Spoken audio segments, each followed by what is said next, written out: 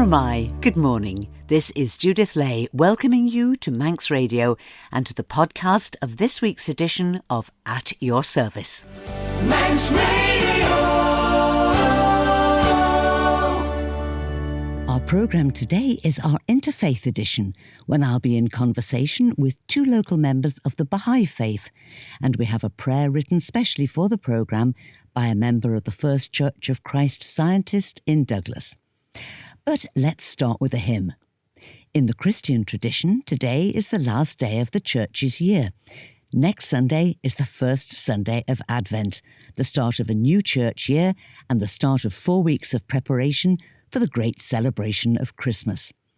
But today we celebrate the feast of Christ, the universal King, who calls us to a kingdom that's truly out of this world, our ultimate home with him in heaven. Let's celebrate in song with Huddersfield Choral Society and O Worship the King, all glorious above.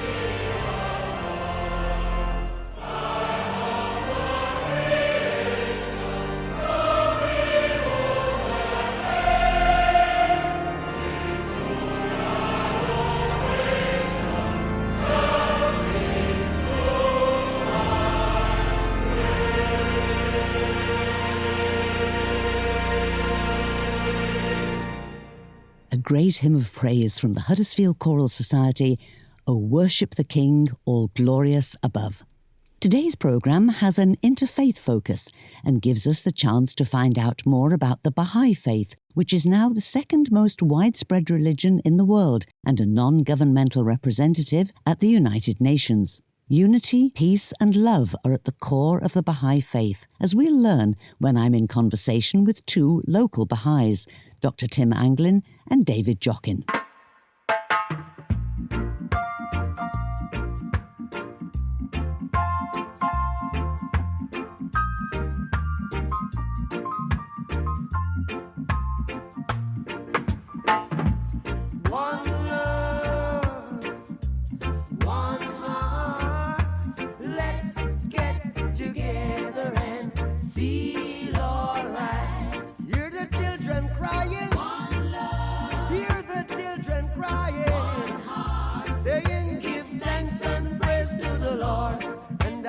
Feel alright, saying let's get together and feel alright. Whoa, whoa, whoa, whoa. Let them all pass all their dirty remarks. One love. There is one question I'd really love to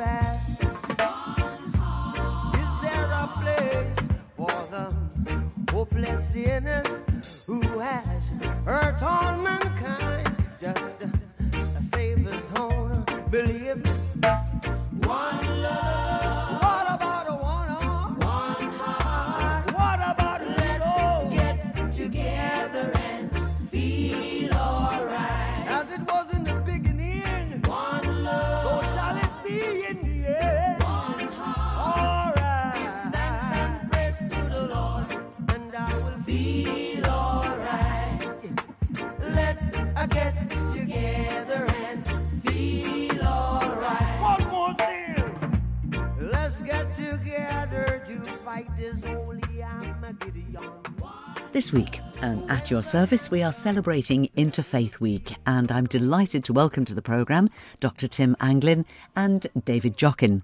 And we're going to be talking about the Baha'i Faith. If I could begin, Dr. Tim Anglin, just remind us, if you would, please, Tim, what sets it apart from other faiths? Thank you, Judith. We are, in essence, all faiths. So we represent every single faith at its time and at its place. And what's unique about the Baha'i Faith is we try to integrate all of the faiths into one common religion. And in that sense, we represent peace, love, and unity. Some very profound thoughts and statements come from the founders of the faith. One of them is that we don't have war, but we have justice. We go even so far as to say that if a religion doesn't represent love and unity, and doesn't espouse love and unity in its deeds, then it would be better that there was no religion.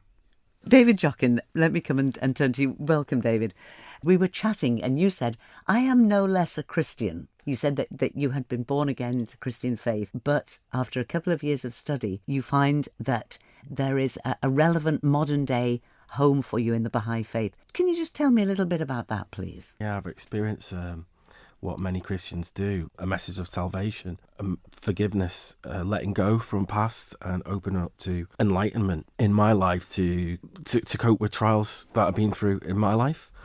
But of late, I became aware of a message of unity, peace, through being introduced to the Baha'i Faith by a Baha'i locally, who asked me, what do I believe in? I said, well, I'm an omniist. I feel like, although I'm Christian at the core of my own individual faith, I have benefited from relationships with many Islamic people through work, serving in the military, and also through lately working in Chinese, a lot of Buddhist people. And I find there's a common denominator between all faiths. The Baha'i Faith accommodates that. If I can build on Dave's thoughts, our belief in the unity of all religions is reflected in our role as a representative of the United Nations.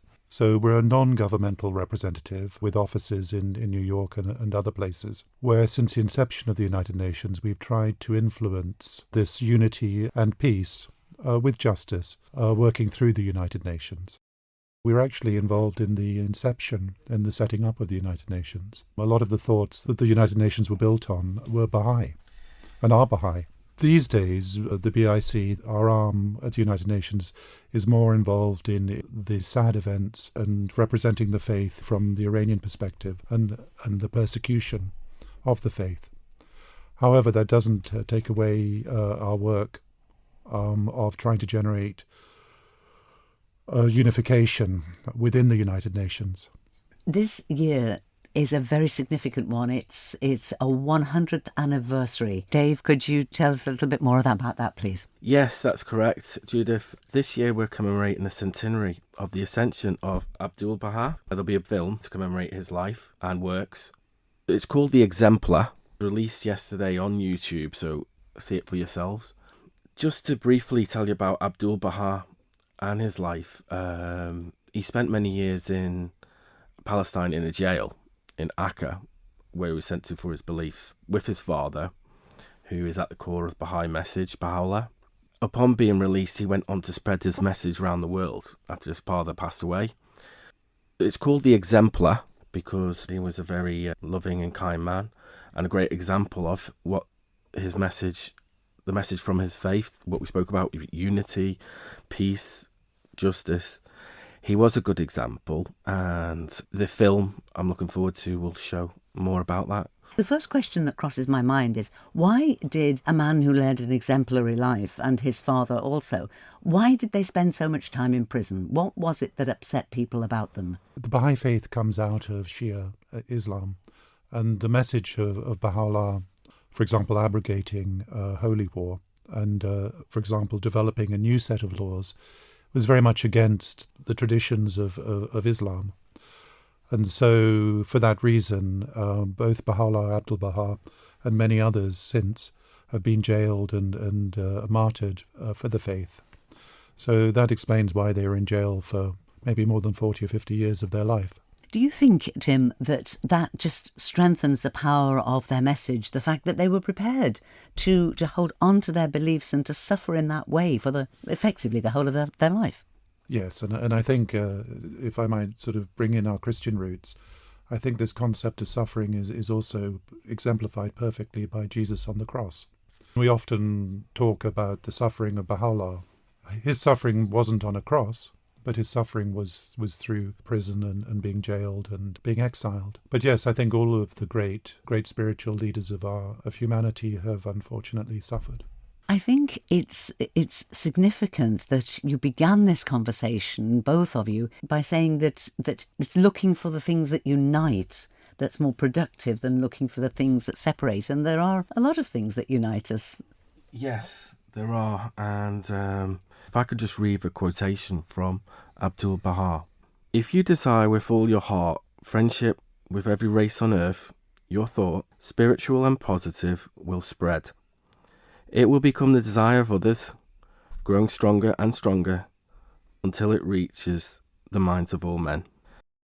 Abdu'l-Baha wrote many quotations along this length and lived to that example. But looking for things that unite us, it's everything I found in this particular faith is about understanding, accepting each other's point of view, that they have a message from God, whether it be from Islam, Christianity or Judaism, that is meant to connect for us for our own well-being on this planet so we can live together in unity, peace and harmony. In the Baha'i Faith, is there any sense of an afterlife in terms of resurrection after death in Christianity? So Judith, yeah, unfortunately, my mother, for example, has passed on recently. And although she wasn't a Baha'i, this did focus my thoughts on the afterlife. And for me and my family, the Baha'i Faith provides a message of progress through the worlds of God. So the idea is that my mother, when she passed on into her next world of God, where hopefully she'll continue to progress towards a nearness to God. So the ultimate sort of aim of heaven or the afterlife for the Baha'is is nearness to God, but we do see progress through the worlds of God. And clearly those worlds of God could include heaven. But we don't really use the word heaven as such, we use the word progress through the worlds of God. How much use do you make of the Bible, David? It's becoming Baha'i. I'm more drawn to Psalms because a lot of the literature is very similar from Baha'u'llah and Abdu'l-Baha. And Psalms, for me, it's a reading and meditational process, which it actually states at the beginning of the Psalms, which I find gives me a lot more spiritual healing and more closer to my higher nature, if you like. Do you think that your faith makes you a better person? Better able to cope with life, better able to relate to other people? Do you see real positives in it? Yeah, we tend to sort of like reach out for the pearls from the ocean. Baha'u'llah had a very close connection with nature. So he'd use these metaphors to sort of like remind us that we're souls, reflecting light from our celestial glory, which is heaven or God. When these pearls are actually our virtues, such as patience, tolerance, forgiveness, everything, essentially the cause of Christianity. It helps me get on better with my life, the challenges I face, and it helps people cope with me a lot better as well. So it's definitely helpful in that respect, yeah. What was it in the first place, Tim, if I could come back to you? What was it that attracted you to the Baha'i Faith? For me, it was unity.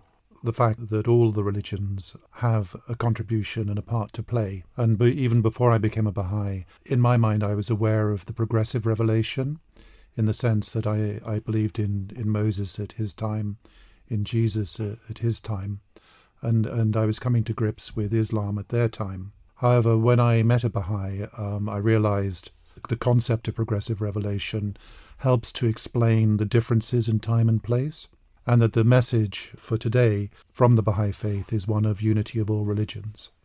So having listened to you both, there's no doubt about it, this film event at the Eye Museum on the 28th, in a week's time, I think is going to be a very special time, both for Baha'is on the island and anybody who is interested in exploring our vision of world faiths. So just remind us again, the film is next Sunday, 28th. 1:30, that's at the Eye Museum, Kingswood Grove, at the entrances next to the Kingswood Honda Garage. All welcome, and it's free admission. And it will involve a brief introduction about Abdu'l-Baha and who he was, a short film with some prayer and questions, and some light refreshments. Now, because this is our interfaith programme, I'm delighted that we have a contribution from a lady who's well known on this island, Deborah Taubman, who is a member of the First Church of Christ Scientist. They meet in Hillary Road here in Douglas. And Tim, I believe that you have a very special prayer that Deborah has written.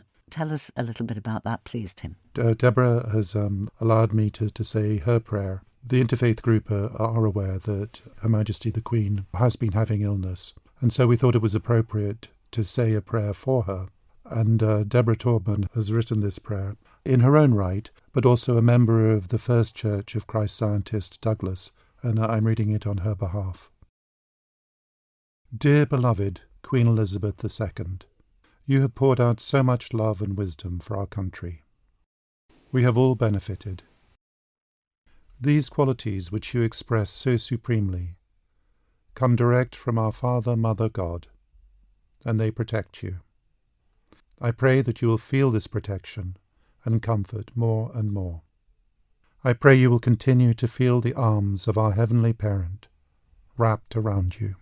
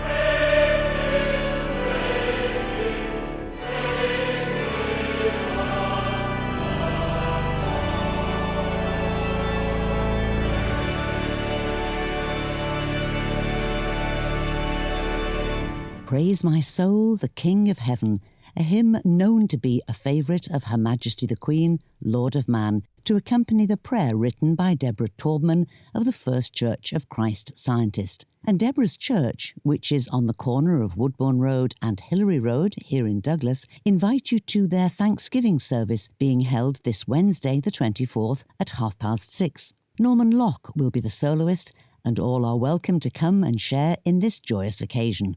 And my thanks to Dr. Tim Anglin, David Joughin and Deborah Taubman for joining me for our interfaith edition of the programme. Now, if you're about to tackle the Christmas shopping and are looking for cards with a Christian message and some gifts that are reasonably priced with a little bit of a difference, then I strongly recommend a visit to Church's Bookshop in their new home in St Thomas's Church in Finch Road here in Douglas. I popped in the other day to take a look around this cosy and inviting and wonderfully stocked shop and had a chat with manager Andrew Wedgwood-Main. I guess that to have such a variety of stock on offer, they must have been planning and preparing for quite a while. Oh, absolutely. It's always the highlight of our year, Christmas. It's been in the works since probably about Easter, getting the different orders in, working out what we're going to get. And so it's been lovely having everything arrive, put on display, and so far people have been really enjoying the selection we've got this year. Well, ahead of this conversation, I came in the shop, had a little browse around, and you've got probably the best selection of Christian Christmas cards that I've really ever seen in the shop. You've got some lovely advent calendars as well. We're just in time for those. Some nativity sets and some lovely gift items. Well, I think partly we loved being in our new space here at St Thomas's Church, and it's inspired us a bit perhaps to get into the Christmas spirit more than ever. But also it's been a great year after a few years that have been really tough for everyone, for us to bring a bit of cheer in, get a nice variety of colourful and bright Christmas items. And we know that people have missed being able to shop in person at the shop, and so we wanted to give them a nice wide range of some new lines and some of the old favourites that they can enjoy. Now, you've also worked very hard on your online presence, and I'd like to talk about that in a moment. But let's talk about it's not exactly a new home, but you've not been in here very long. So you moved from Howard Street, where you were part of the Promenade Methodist Church. Now you've moved and you're part of St Thomas's Church. The little benefit here is that now there isn't a school, now that St Thomas's school isn't open, there is a little bit of parking just alongside, literally outside the shop door, isn't there? Absolutely. We've got a lot of good feedback over the accessibility of the new shop. We might be a little bit further towards the end of town, out towards the Gaiety and St Thomas's, but there is the lane where, for quick parking or for those with mobility issues. We're also just down the road from Chester Street car park, which is obviously got free parking, and that's only a few minutes walk from the shop. And I had to smile when I came in this afternoon. The outer door was closed, but the notice said, "We've only got the door closed to keep the books warm." So nobody is to be put off by the door being closed. You've got a big open sign. Absolutely. We're working on getting some more signage outside to help people find us even easier. We joke about keeping the books warm. That is actually a concern in terms of keeping the quality of the books as new. Temperature fluctuations aren't ideal for paper products, but we do keep the door closed just to keep everyone warm. Do open it and you'll find a warm welcome inside, and hopefully you'll be able to find some just what you're looking for Christmas. Well, I'm absolutely sure that people will. Now, you're part of St Thomas's Church now. You're within their building. And St Thomas's, it's a vibrant, busy church. You were saying to me that there's pretty much something going on every day. And, of course, they have their Friday lunches and coffee mornings, things like that. And so it's a good opportunity, if people are coming to support that, pop into the shop and have a little browse. Yes, we get people passing the door all day, going to different events, and they're always welcome to come have a look in. The door to the bookshop is open out of hours to use the toilet facilities, and so if you're passing through, even if just popping to the toilet and want to have a look around, you're more than welcome. And this is where online shopping could be quite useful. And so tell us about your online presence. Well, for the last year or so, we've been building up a presence online. We've recognised that, the pandemic has obviously made us realise that there are a lot of people who can't get out and about, whether that is through disability or wariness around COVID. I know many people are still concerned with COVID. And so we decided to invest some money in setting up an online shop. And that has massively expanded in the last month or so. If you go to our website, which is churchesbookshop.im, and click on the online shop under the menu, you'll find loads of different sections, Christmas and Advent, children's books, and books on topical issues. And really what we've done is curated a selection. We think you can go to the the big online shop that shall not be named and see every Christian book that's been published. But if you come to our website, you'll find the books that we really think will help speak into your life, help affirm people's faith, and you can know that anything that's on that website is something we really believe in. Now, something that Church's Bookshop has always been well known for is giving advice, and that never changes, does it, Andrew? Oh, absolutely not. No, we're always here to answer questions, whether that's from someone who may not be a Christian, who wants to buy a gift for someone who is, someone who's not quite sure which version of the Bible is right for them, which happens to both old and new Christians. We're always proud of our volunteers and our staff who will always do their best to get the answer for you. And even if you're not able to come into the shop, you can always send us a message on Facebook, find our Facebook page, Church's Bookshop, or give us a ring. Our phone number is 621 593, and there's an answer phone, so you'll always get a call back if you leave a message. And the opening hours for the shop, Andrew? Yeah, we're open Monday to Saturday, 11 till 5. So that is an hour later than our traditional opening hours. We feel that the extra hour later in the day seems to be more convenient for people, and hopefully being open 6 days a week will mean there's plenty of opportunities for people to pop in and come say hello. Thank you, Andrew Wedgwood Main of Church's Bookshop.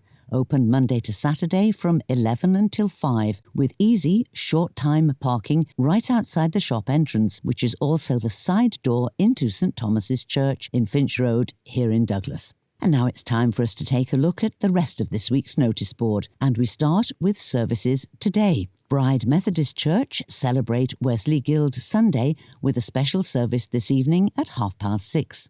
Reverend Dr. Janet Corlett will preach, and there'll be musical items by Manx Voices and light refreshments in the hall after the service.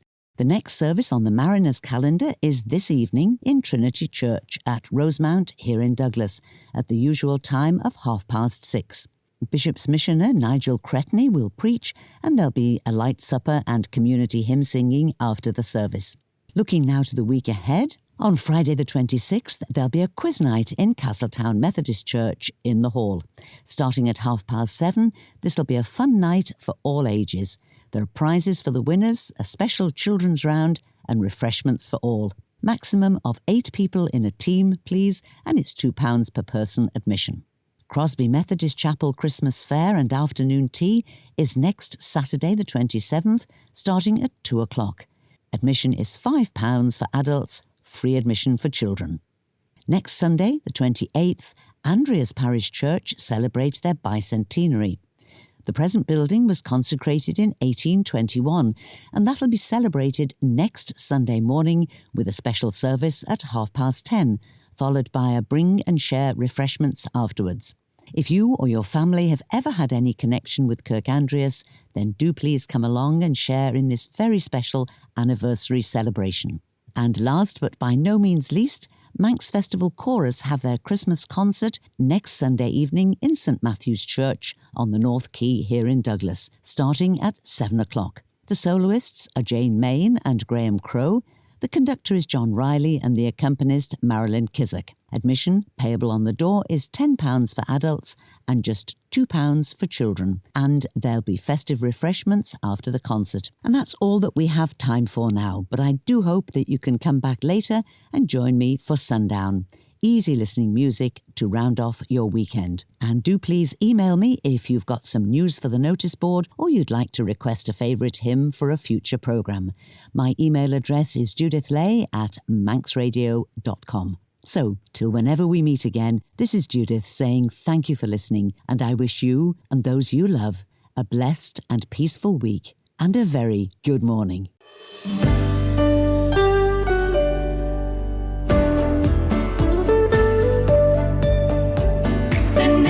Station, Manx